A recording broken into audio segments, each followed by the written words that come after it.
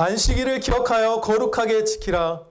엿새 동안은 힘써 너의 모든 일을 행할 것이나 일곱째 날은 너의 하나님 여호와의 안식일인즉 너나 너의 아들이나 너의 딸이나 너의 남종이나 너의 여종이나 너의 가축이나 너의 문 안에 머무는 객이라도 아무 일도 하지 말라.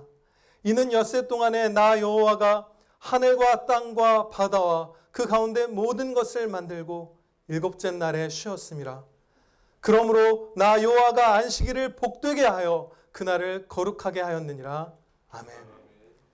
만일 안식일에 너의 발을 금하여 내 성일에 오락을 행하지 아니하고 안식일을 일컬어 즐거운 날이라 여호와의 성일을 존귀한 날이라 하여 이를 존귀하게 여기고 너의 길로 행하지 아니하며 너의 오락을 구하지 아니하며 사사로운 말을 하지 아니하면 네가 여호와 안에서 즐거움을 얻을 것이라. 내가 너를 땅의 높은 곳에 올리고 너의 조상 야곱의 기업으로 기르리라. 여호와의 입의 말씀이니라. 아멘. 본문 말씀, 거룩하고 복되고 즐거운 안식일이라는 제목으로 선포하도록 하겠습니다. 거룩하고 복되고 즐거운 안식일입니다. 이 본문 말씀을 앞으로 몇 주간에 걸쳐서 우리가 배울 것이에요. 한 본문을 가지고 연속적으로 설교를 할 것이지만 각 주마다 선포되는 그 설교는 완결성을 가질 것이에요. 이 설교 한 편을 들어도 어떤 진리가 중간에 끊기는 것이 아니라 완전하게 선포가 될 것이에요. 그래서 이 한 주의 설교만 들으셔도 괜찮습니다. 다음 것을 듣지 못해도. 왜 그렇게 설교를 하는 것인가 하면 우리가 오늘부터 오늘 주신 말씀에 충성하려면 말씀이 온전하게 주어져야 하기 때문이에요. 그래서 그 과정을 우리가 기억하시면서 배우도록 하겠습니다. 안식일은 하나님께서 특별하게 축복하시고 거룩하게 하신 그런 날이에요. 너무나 귀하고 존귀한 날이죠. 즐거운 날이고. 이 날에는 확실하게 특별하고 더 많은 은혜를 주세요. 성경에서도 그 모습들이 기록되어 있고 우리의 역사 가운데서도 볼 수 있죠. 어쩌면 훨씬 더 많은 은혜를 나머지 6일보다 이 주일에 더 많이 주신다고 표현한 것이 적합할지도 몰라요. 훨씬 더라는 표현을 쓰는 게. 그냥 단순하게 확 느껴지실 수도 있을 것 같은데 만약에 우리 인생에 지난 날에 주일이 하나도 없었다고 생각해 보시면 어떨까요? 월요일 없었던 거 오히려 좋아하시는 분도 계실지 몰라요. 주일이 없었더라면 나는 어땠을까? 주일에 내가 얼마나 많이 주님을 닮아갈 수 있었고 얼마나 많은 죄에서 벗어났고 위로와 기쁨과 생명과 이걸 얼마나 많이 받았던가 생각해 보면 참 이날 특별히 훨씬 더 많은 은혜를 주신다는 것을 우리가 체험적으로도 고백할 수 있습니다. 이렇게 안식일은 복된 날임에도 불구하고 우리가 잊기 쉽고 거룩하게 지키라는 이 명령을 어기기가 쉬워요. 그래서 저 자신도 이번에 이 말씀을 배우고 묵상하면서 회개할 일들이 많이 있었고요. 아, 내가 어겼구나. 마음에 찔림을 주셨음에도 불구하고 어겼다는 것을 회개할 수밖에 없었고요. 그리고 여러분들 가운데에도 이 제4계명을 그렇게 잘 준수하지 못하고 계시는 분들이 많을 것 같습니다. 우리가 이 시대의 사람은 물론 더 많이 이 부분에서 넘어졌지만 사람이라는 존재가 이 제4계명을 잊고 넘어지기 쉬운 거로 하나님께서는 특별히 기억하라 이 말씀을 이 4계명에 주셨어요. 히브리어 원문으로 보면 이 4계명은 처음에 아예 그 말씀으로 시작합니다. 기억하라. 우리가 잊기 때문이에요. 그리고 이 말씀에서 이리저리 빈틈으로 벗어나지 않도록 이 말씀을 지켜야 하는 대상을 아주 구체적으로 다른 계명들과 달리 한 명 한 명을 다 집어서 말씀해 주셨어요. 너, 그리고 너라는 거 안에는 당연히 그 사람의 아내가 포함되어 있는 말이죠. 네가 지키고 아들, 딸, 그래서 자녀라고도 하지 않았어요. 그러면은 뭐 아들은 주일에 사냥 훈련시키고 딸만 집에서 안식하게 하고 뭐 이럴 수 있잖아요. 다 짚어준 거예요. 아들, 딸, 남종, 여종, 가축, 문안에 유하는 객, 모든 사람을 한 명 한 명 다 집어서 이 잊기 쉽고 벗어나기 쉬운 계명 안에 들어오게 불러주신 것이에요. 구약 시대에는 일곱째 날이 안식일이었지만 이 신약 시대에는 한 주의 첫째 날, 오늘이 바로 안식일입니다. 교회가 마음대로 일곱째 날에서 첫째 날로 안식일을 옮긴 것은 결코 아니에요. 교회에는 그럴 권한이 없습니다. 안식일의 주인이라고 자신을 계시하신 그리스도께서 친히 옮기신 것이에요. 그래서 신약 성경을 보면 주님이 보내신 사도들이 한 주의 첫째 날에 예배드리고 안식하는 것을 볼 수 있어요. 교회가 나름대로 자의적으로 어떤 전통을 만든 것이 아닌 것이죠. 뭐 유대교랑 구분하기 위해서 마음대로 신약교회가 만들었다든지 이런 것이 아닌 것이에요. 하나님께서 첫째 날로 옮기신 거예요. 일곱째 날은 하나님의 창조 사역에 주목하게 합니다. 창조를 6일 동안 하시고 마지막 일곱째 날에 쉬셨잖아요. 그것을 기념하는 날이었잖아요.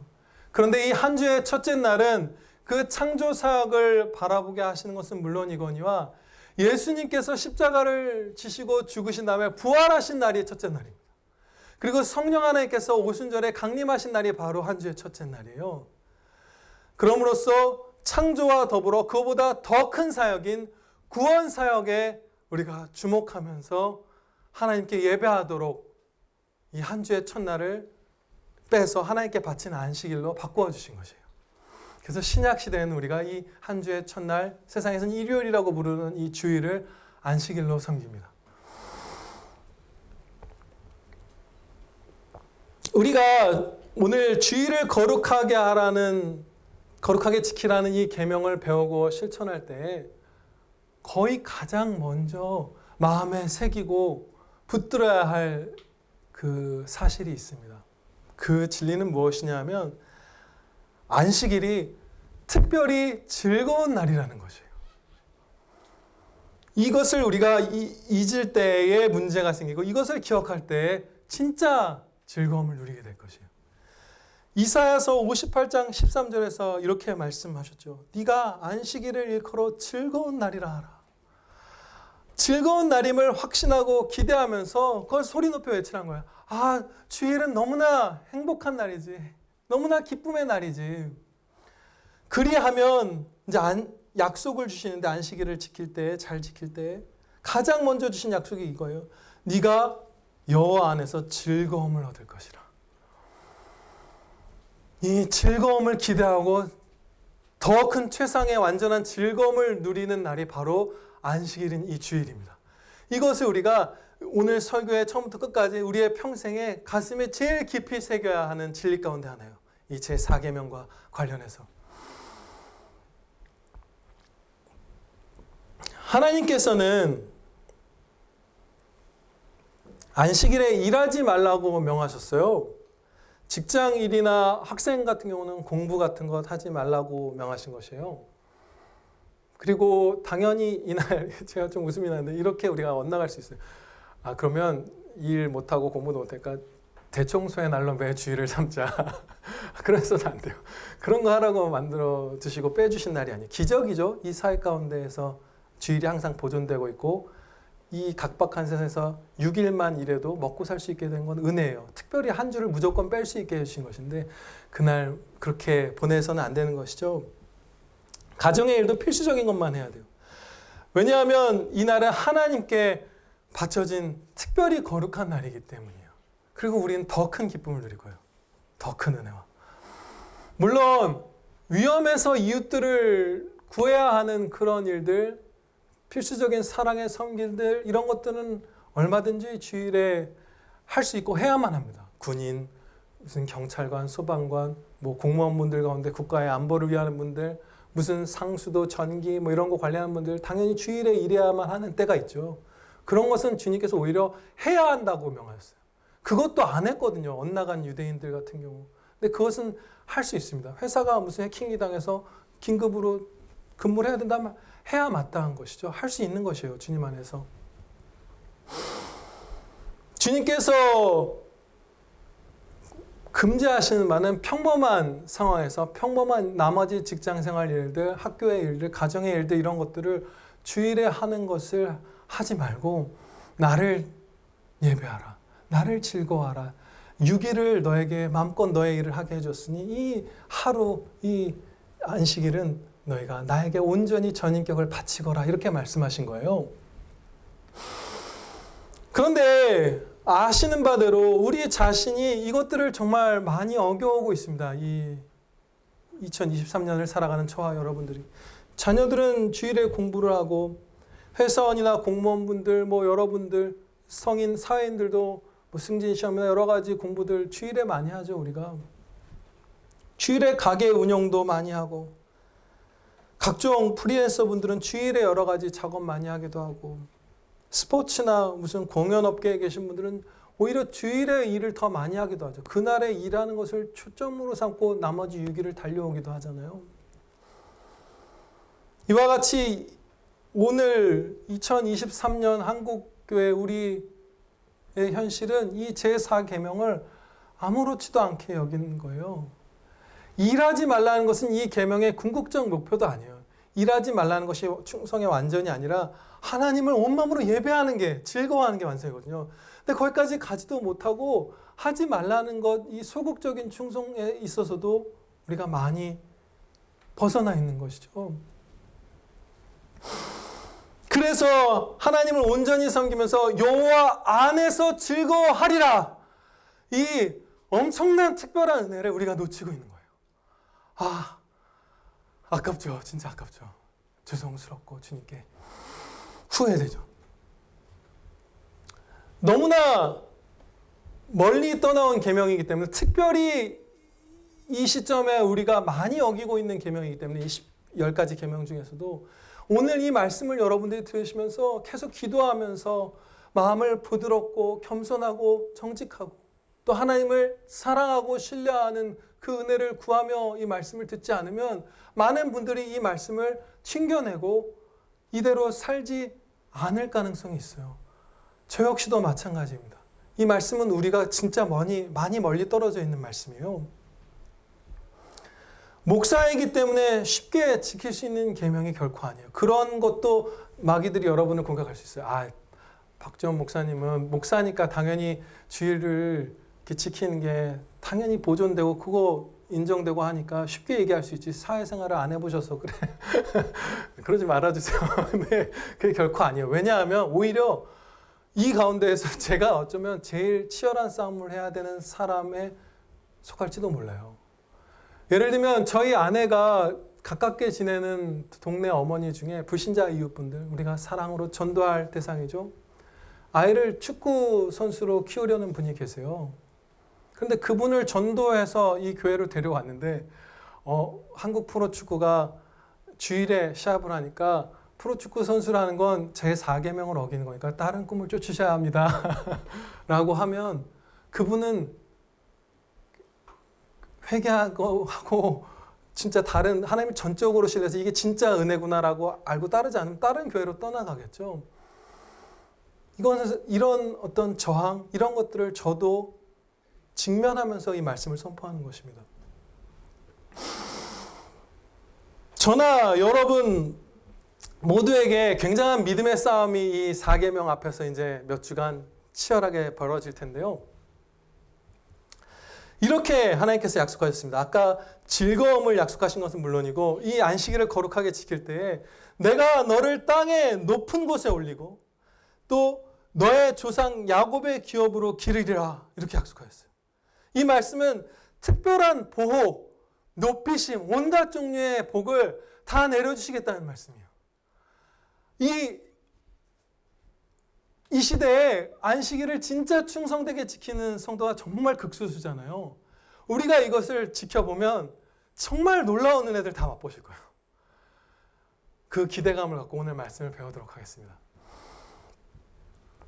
우리는 이제 미지의 영역으로 들어가는 선발대가 아닙니다. 무슨 말씀이냐 하면 지금 제가 짚어서 나누어 드린 이 이사야서 58장의 이 약속들을 처음 누리는 사람들이 아니에요. 성경 가운데, 인류 역사 가운데 안식일을 거룩히 지킴으로 은혜를 누렸던 우리의 선배님들이 많습니다. 그냥 그대로 다 실천됐어요. 아니, 다 신실하게 이루어 주셨어요. 하나님께서 그대로. 안식일을 거룩하게 지킨 자는 다 행복해졌고 유달리 복된 삶을 살았어요. 그 가운데 몇 가지 예를 오늘 살펴보기도 할 것이에요. 불의 전차라는 영화 여러분들 아시나요? 그 1982년도에 아카데미에서 작품상을 탔던 영화래요. 그 당시 아카데미는 지금보다 훨씬 더 경건한 사람들이 많았던 것 같아요. 성도가 주일 성수하는 얘기인데 그걸 아카데미 작품상을 주던 시대도 있었나 봐요. 요즘에는 거의 다 뭐 동성애 영화 이런 게 다 상 타죠. 에릭 리델이라는 스코틀랜드 출신의 달리기 선수, 그리고 이제 잉글랜드 대표로 그 같이 출전하니까 스코틀랜드, 잉글랜드 이런 영국 그 뭐라 그러죠? 연방인가요? 아무튼 잘 모르겠네요. 그래서 잉글랜드 대표로 달리기 선수로 1924년 파리 올림픽에 출전했던 분의 실화를 다룬 영화예요. 이분은 예수님을 믿는 스코틀랜드의 장로교 성도였어요. 아버지가 중국에 간 장로교 선교사님이었고 이분은 그 밑에서 신실하게 자란 것이죠. 100m 달리기가 주종목이었고 금메달을 따는 것이 유력한 분이었어요. 실제로 이분은 주의를 지키기 위해서 100m 달리기 주종목을 뛰는 걸 포기했는데 그분보다 어떻게 보면 딱히 잘 달리지도 않았던 팀메이트가 금메달을 땄어요. 그러니까 진짜로 금메달을 딸 수 있었던 분인 거예요. 그런데 100m 경기에 그 예선전과 이런 것 중에 어떤 시합이 주일에 있었던 것이에요.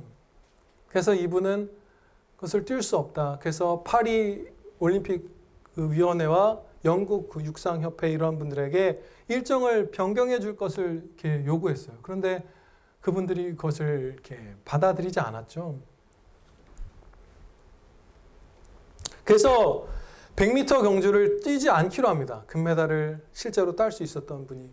그러면 그 당시에도 제가 책을 읽어보니까 100m 경주에서 우승하는 건 정말 큰 세상적인 명예와 돈과 이런 것들을 누릴 수 있는 것이었대요. 지금도 100m 달리기 우승하는 사람이 가장 올림픽에 꽂히잖아요.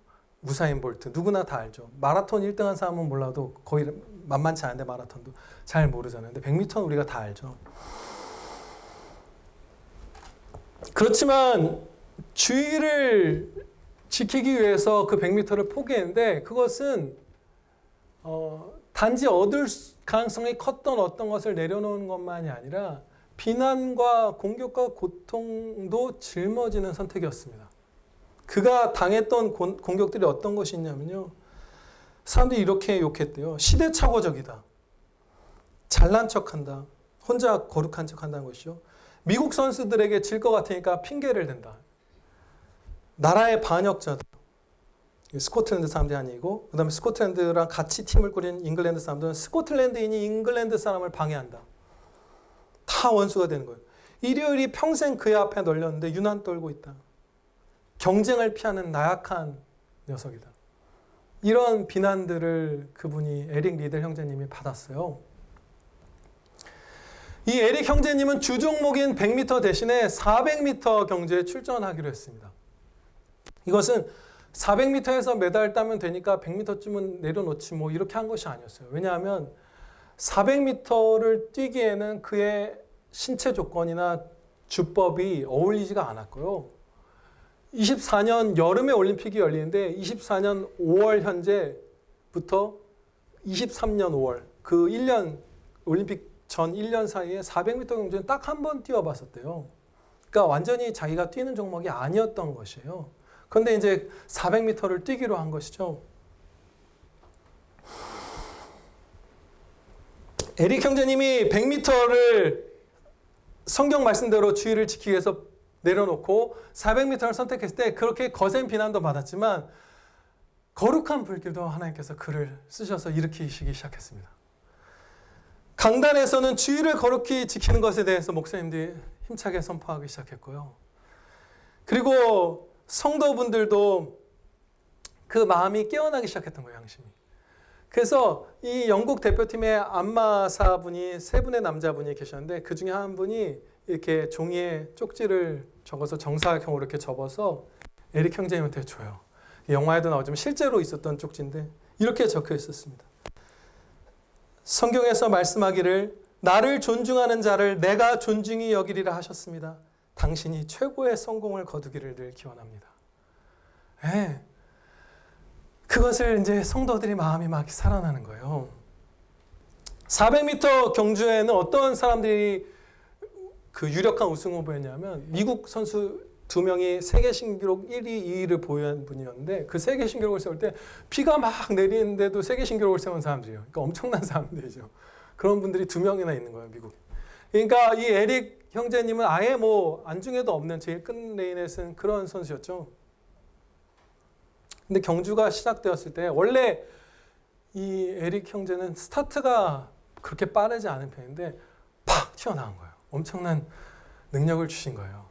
그래서 원래는 400m 경주는 요즘 400m 선수들은 모르겠어요. 근데 그 당시에는 처음에 체력을 안배하다 곡선주를 돌고 마지막 직선에서 스퍼트를 하고 뭐 이런 일반적인 그 전술이 있었는데 이분이 처음부터 전속력으로 달렸어요.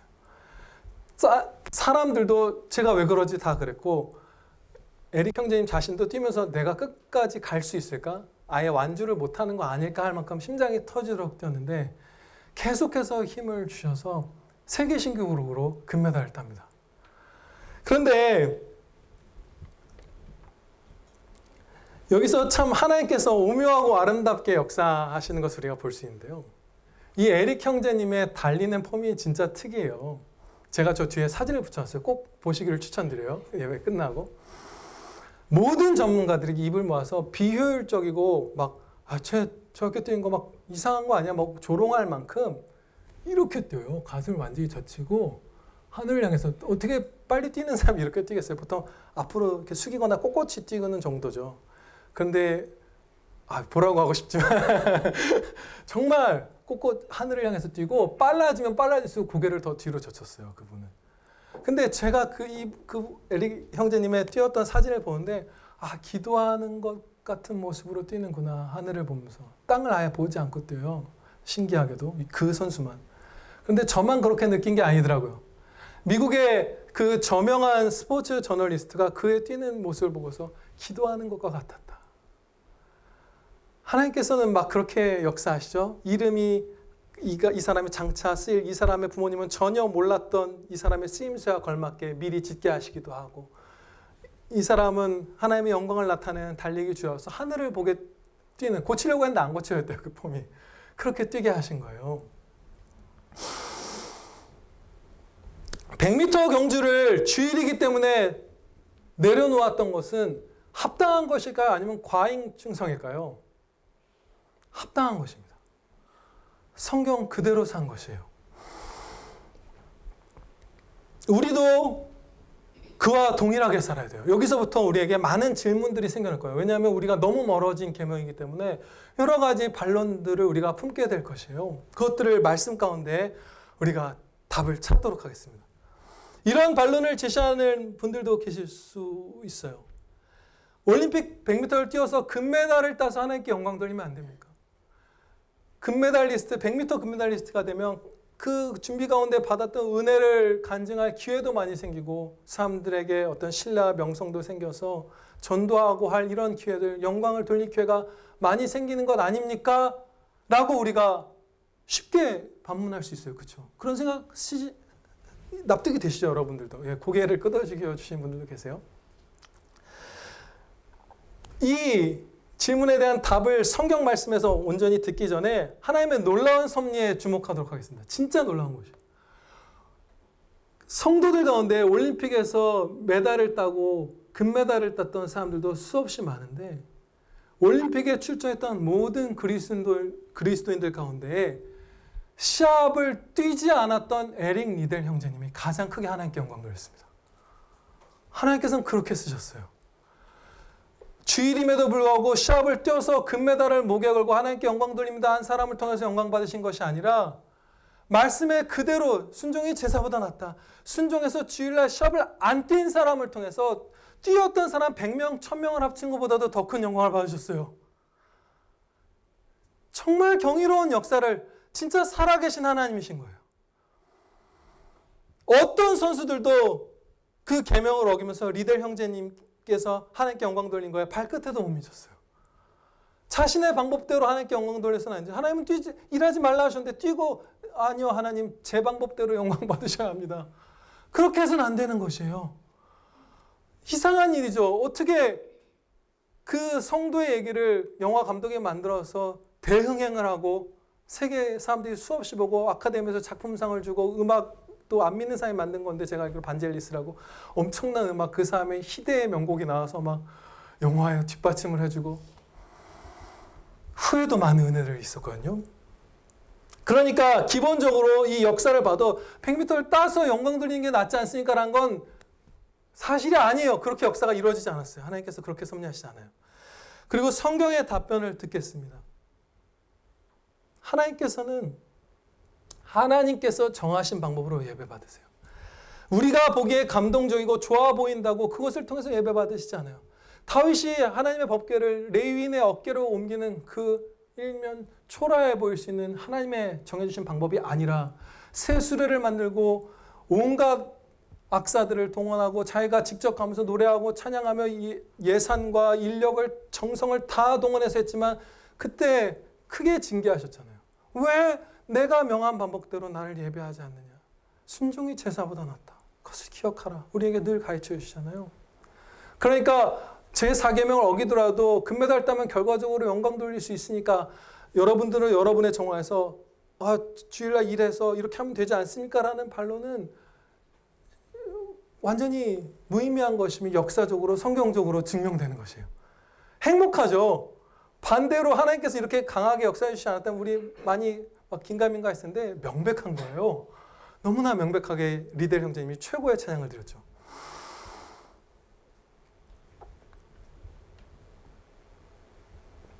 이런 반론을 제시하는 분도 계실 거예요. 하나님께서 주신 재능이니 그것을 발휘해서 주일날에 뮤지컬 배우가 돼서 공연을 하기도 하고 아름다운 노래를 부르고 스포츠 선수가 돼서 시합을 하기도 하고 하는 것, 이것을 통해서 우리가 하나님께 영광 돌릴 수 있는 것 아닌가요? 무언가를 주신 재능을 갖고 활용하는 게 그걸 영광 돌리는 게 나쁜가요? 그렇게 하면 되는 거 아닙니까? 라고 할 수 있어요. 그런데 똑같은 질문을 에릭 형제님이 받고 어떻게 답했냐면요. 이런 식으로 답하셨습니다. 내게 이 모든 재능을 주신 하나님께서 안식일에 일하지 말라고 하셨습니다. 하나님이 재능을 주셨으니까 주일날에 발휘해서라도 하나님께 영광 돌리면 되는 거 아닙니까? 라고 하는 분들은 진짜로 내 재능의 주인, 나의 주인이 하나님이라고 생각을 못하는 거예요. 정말 내가 하나님께 존재와 재능과 기회를 다 부여받았고 내가 내 것이 아니라 하나님의 것이라고 생각하면 하나님이 금하셨으면 안 뛰는 거예요. 하나님이 금하셨으면 주일날 일 안 하는 거예요. 그 반론도 우리가 해결이 되죠. 에릭 형제님은 올림픽에서 이 말씀을 묵상하였어요. 영화에서는, 영화를 찾아보실 분들도 계실지도 모르겠는데 하나님 달려가도 곤비치 않고 이 말씀을 거기서 영화에서는 이분이 올림픽 기간에 묵상했던 걸로 나오지만 실제로는 다른 말씀 시편 119편 18절 말씀을 붙들면서 전진했습니다. 그 말씀은 무엇이냐면 내 눈을 열어서 주의 율법에서 기이한 것을 보게 하옵소서. 여기서 기이한 것 혹은 놀라운 것이라고 번역된 히브리어는 구주 예수 그리스도를 구약에서 예언할 때 사용되기도 하는 단어예요. 그 바로 앞에 118편 시편에서 건축자가 버린 돌이 집 모퉁이의 머릿돌이 되었나니 이는 여호와께서 행하신 것이요 우리 눈에 기이한 바로다. 같은 단어예요. 기이하다는 거, 놀랍다는 거. 안식일인 주일이 나타내는 하나님의 그 십자가 사랑과 은혜를 보게 하옵소서. 하나님의 그 무한하신 은혜 맛보게 하옵소서. 그 전능하심과 의로우심과 돌보심과 높이심과 신실하심, 약속을 지키심, 이 주일에 베풀어 주신 특별한 은혜들, 내 앞서 선배들이 누렸던 그 약속의 성취들, 이 모든 것들, 이 제4계명을 제가 지키기를 소원하니 이 가운데 담아주신 하나님의 영광과 그 놀라운 은혜들 제가 다 보게 하옵소서. 그것을 기도하면서 전진했던 것이에요. 그리고 아시는 바대로 시편 119편은 이렇게 8절씩인가요? 단락으로 나뉘는데 그 단락의 끝에 이런 말씀이 써 있습니다. 주의 증거들은 나의 즐거움이요 나의 충고자니이다. 즐거움을 보게 하신 거예요. 이게 너한테 진짜 행복할 거야. 주일날 안식해라. 100m도 포기해. 네가 금메달 딸 거 너도 가능성 있다는 거 알겠지만 내려놔봐. 더 행복한 삶이 너에게 펼쳐질 거야. 그것을 보게 된 거예요. 제가 이 4계명은 우리가 특별히 이 시대의 성도인 2023년 21세기에 우리가 많이 벗어나 있는 계명이라고 말씀을 드렸죠. 당연히 성경 말씀이면 인류 역사 가운데 계속 벗어나 있던 말씀이어도 돌아가야 하죠. 회개해야 하죠. 그런데 그 정도로 벗어나 있던 말씀은 아니에요. 그리고 제가 지금 갑자기 막 1000년 전 성도처럼 해야 된다. 막 그렇게 얘기하는 것도 아니에요. 그래도 상관없이 순종해야죠. 근데 그만큼 먼 얘기가 아니라 진짜 우리가 급속도로 세속화되어서 지금 현재 한국교회가 주의를 정말 경홀히 여기고 있는 것이에요. 놀라운 사실을 설교를 준비하면서 알게 해주셨는데요. 우리는 지금 아무렇지도 않게 주일에 막 축구 선수 같은 거 하고 하죠. 성도들도. 그런데 세계에서 가장 오래되고 최고의 리그라고 하는 영국 프로축구 1부 리그, 지금은 프리미어리그, 예전에는 조금 다른 이름으로 불렸었죠. 1974년까지 주일에 시합을 안 했어요. 주일을 거룩하게 지키기 위해서 그 가운데 있는 성도가 전부는 아니었죠, 당연히. 그분들이 그걸 지켜왔어요. 그리고 74년에 주일에도 시합을 하겠다고 협회가 결정했을 때 탄식하고 시합을 뛰지 않기로 했던 선수들이 있어요. 우리는 당연하게 여기지만 우리보다 한두 세대 위의 성도들만 해도 그것을 진짜 지켰던 거예요. 그리고 청교도분들 이런 분들 배우 이런 거 자기 마음대로 할 수 있는 예술이 아니잖아요. 배우라는 거는 어떤 요즘 영화에선 산업이고 예전 연극 시대에도 그 각본을 따서 여러 명이 하는 거죠. 작가는 자기 혼자 신앙대로 작품 활동을 할 수 있어요. 그렇지만 배우 같은 것은 자기가 캐스팅된 영화가 이상한 방향으로 흘러가면 그냥 딸려가는 거잖아요. 배우 같은 거 청교도 성도분들은 성도가 할 수 있는 직업 목록에서 아예 제외시켰어요. 많은 신실한 성도들이 74년 이후에 영국에서 축구 선수는 우리가 하면 안 되겠다라고 판단을 내렸을 것이에요. 실제로 그런 움직임이 있었던 것이에요. 그리고 메이저리그, 예전에는 내셔널리그라는 이름으로 처음에 먼저 생겼어요. 프로리그가. 그 내셔널리그까지 포함해서 미국의 여러 지역의 리그들이 이제 통합돼서 메이저리그가 된 것인데 처음 생긴 이후 60년 동안 주일에 시합을 안 했습니다. 그런데 1960년대부터는 세속화가 급속히 진행되어서 주일날에 오히려 2게임을 뛰는 더블헤더라는 걸 하기 시작해요. 우리는 지금 당연하게 여기죠. 주일에 시합하는 거, 주일에 배우가 돼서 노래하는 거, 뭐 하는 거, 작업하는 거, 녹음하러 가는 거 아무렇지도 않게 여기죠. 안 했던 거예요. 우리의 선배들은. 그러면서 은혜를 누렸던 것이에요.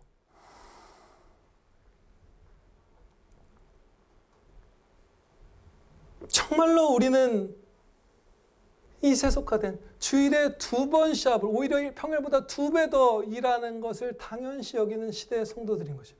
정말 치열한 싸움이 우리 앞에 있는 것이에요. 앞서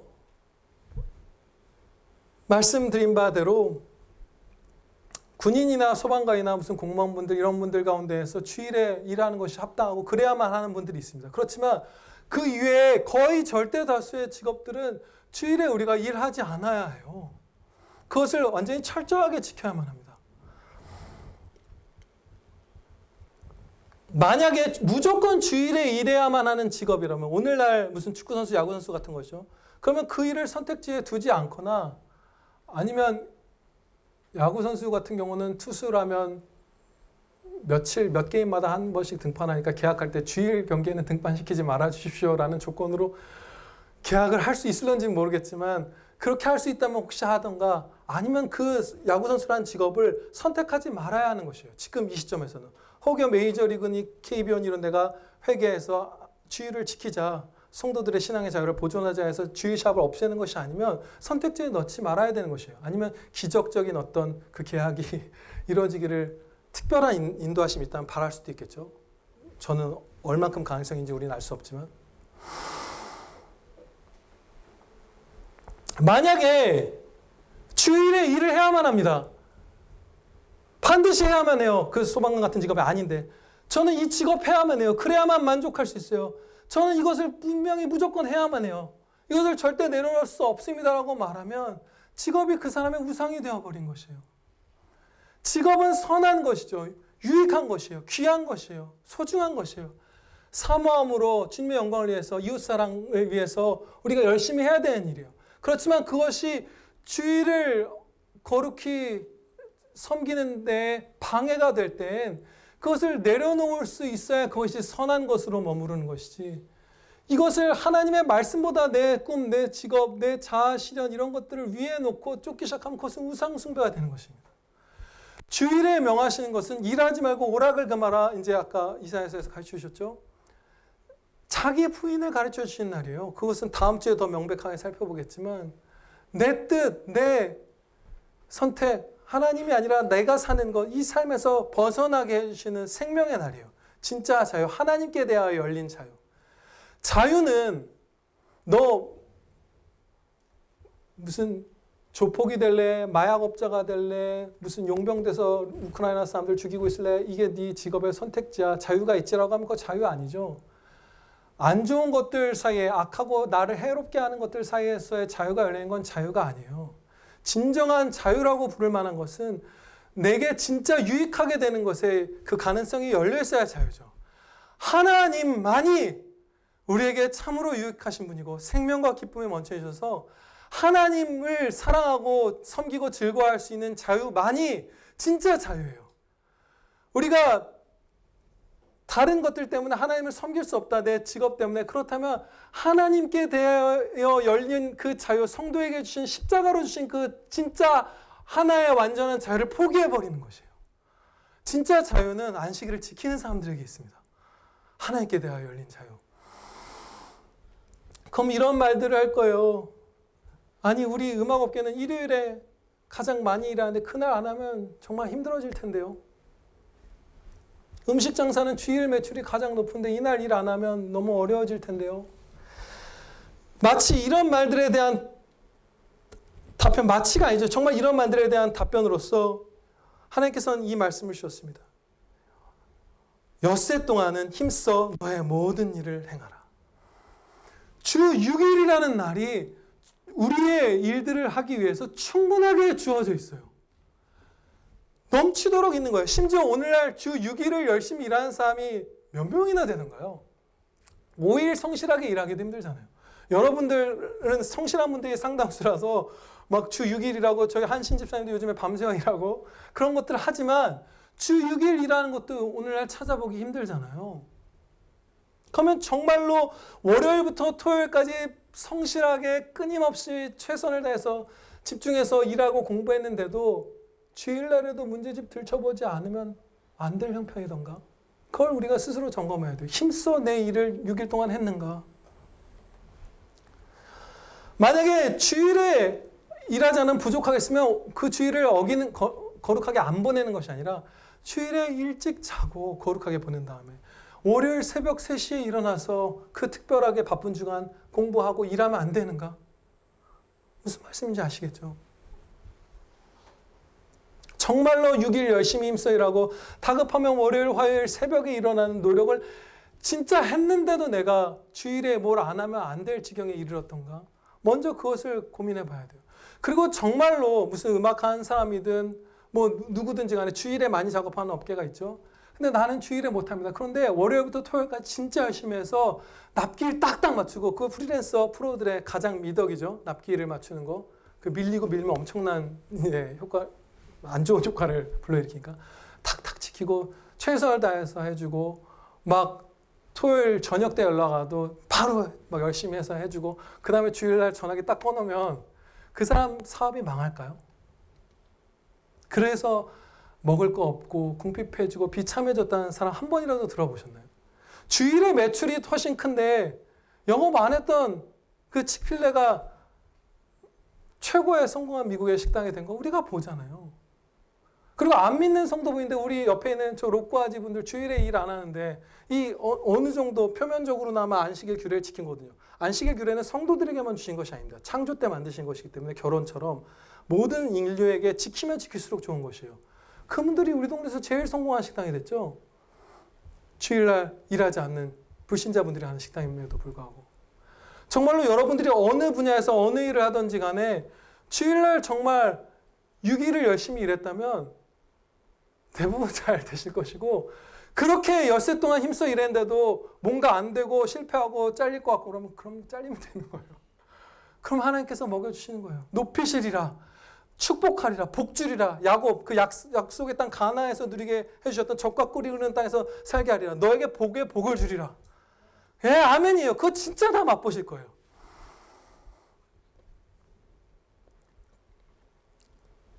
이 싸움은 이거예요. 예수님이 내 주인인가?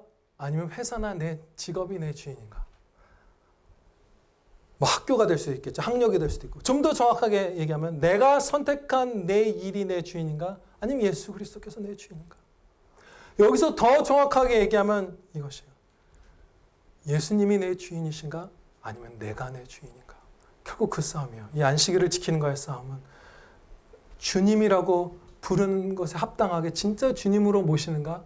아니면 아닙니다. 내가 내 주인입니다. 라고 생각하는가에 그 싸움인 것이에요. 본질적으로는. 그러면 예수님을 주로 섬기며 따르는 삶이 복될까요? 아니면 내 뜻대로 사는 삶이 복될까요?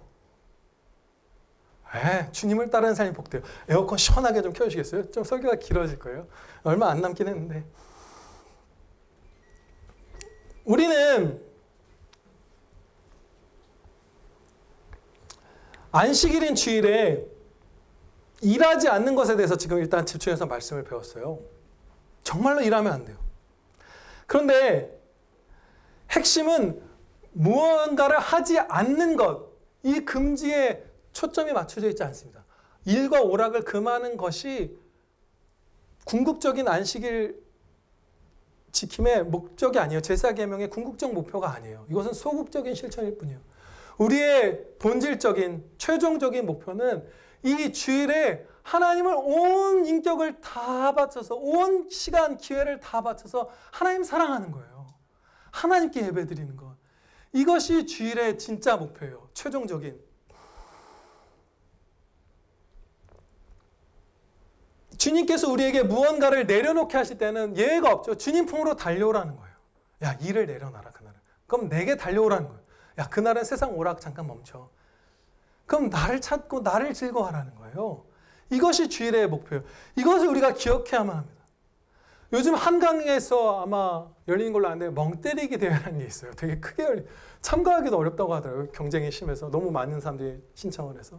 근데 멍때리기 이 대회 사진 한 명 한 명 참가자들의 얼굴을 이렇게 클로즈업한 사진을 보면 정말 어두워요. 제가 이따가 그거는 뭐 좋은 사진 아니니까 뒤에 게시판에 안 붙였고요. 리델 형제님 붙여갖고 그 카톡으로 올려드릴게요. 진짜 잘 찍은 기자님이 계시더라고요. 딱딱 집중하게. 복장은 축제의 날이라서 웃기고 막 귀여운 막 토끼뿔 쓰고 이러고 있는데 멍 때릴 때 그 표정은 진짜 슬프고 어떤 사람 화난 것처럼 보이고 낭만한 것처럼 보입니다. 그것은 저의 주관적인 판단이 아니에요. 사람이 그렇게 힘없고 냉랭한 존재로 창조받지 않았기 때문이에요.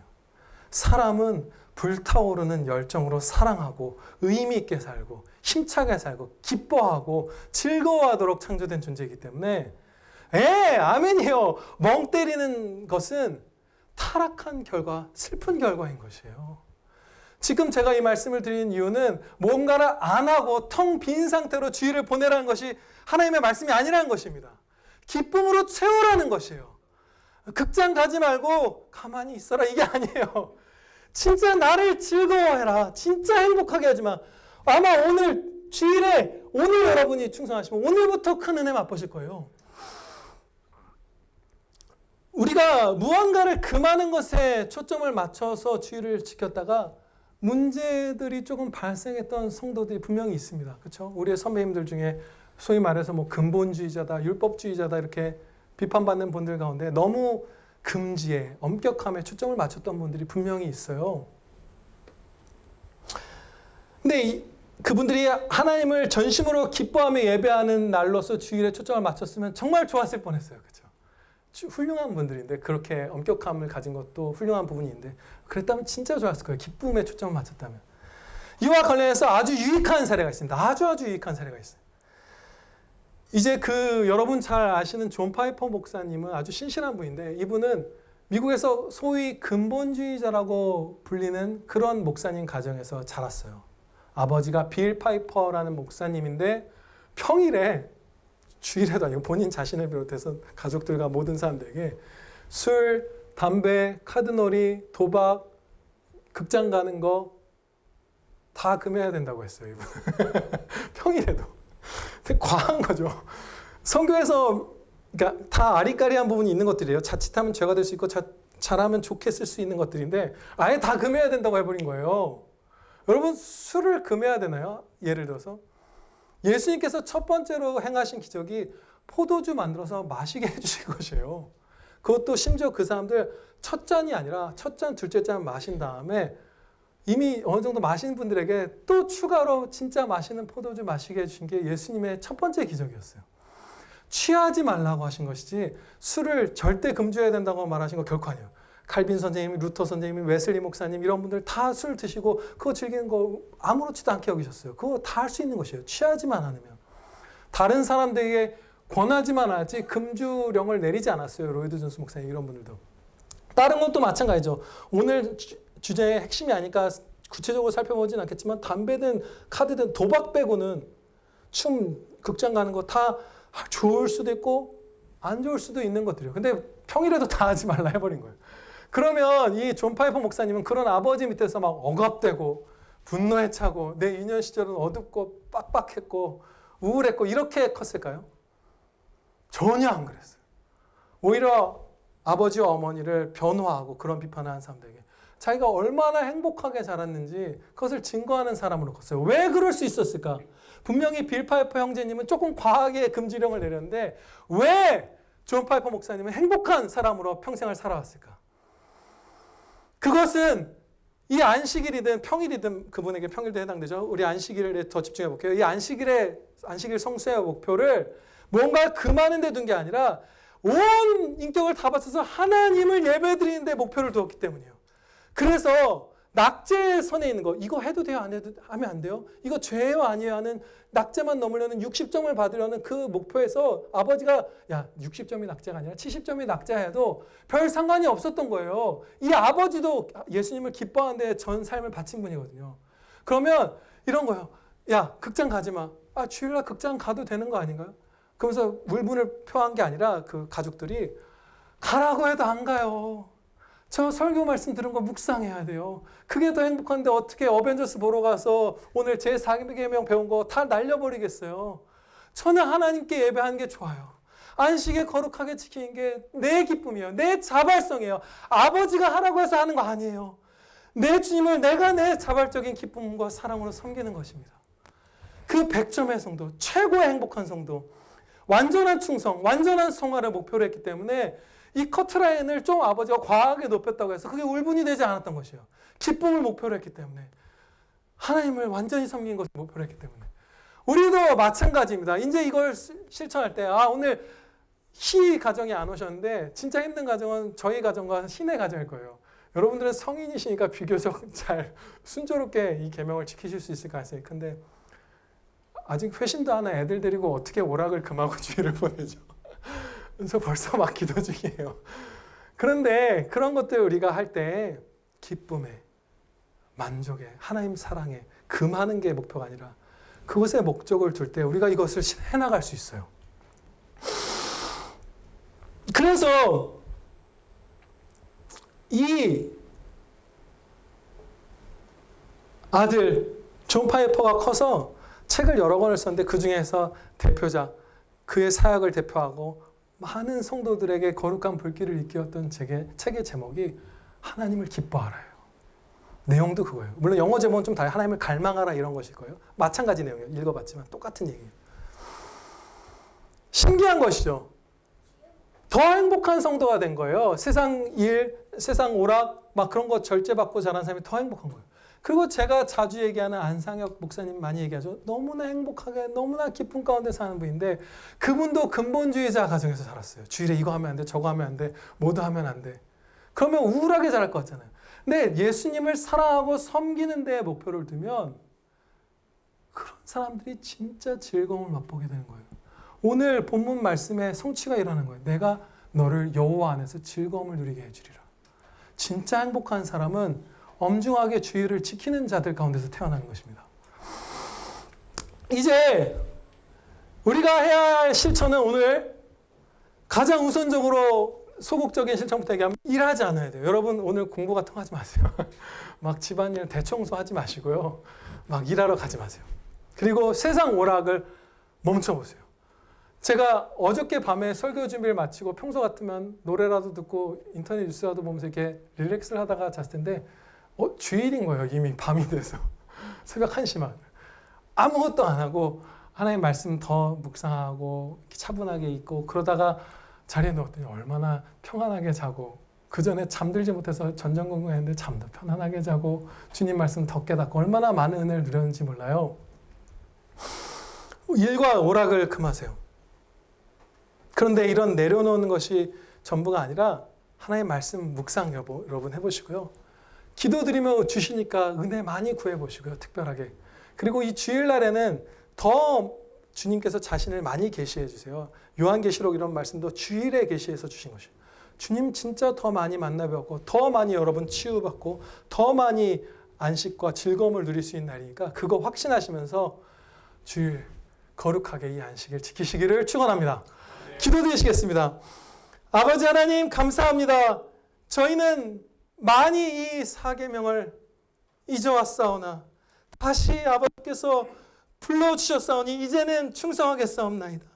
아버지 저희 지켜주시오며 이 행복한 길, 이 즐거움의 길 하나님께서 높이시고 특별히 보호하시고 특별히 많은 복 주시는 이 길 하나님을 온 마음 다해 사랑하며 예배드리는 그 사랑의 교제를 누리는 이 지복을 누리는 길 저희 한 사람도 빠짐없이 오늘부터 평생에 살 수 있게 하여 주시옵소서.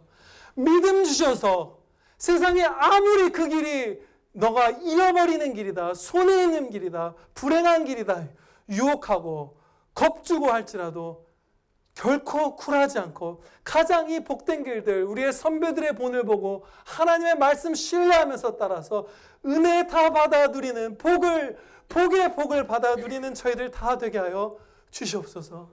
우리 구주 예수 그리스도의 이름으로 기도하옵나이다. 아멘.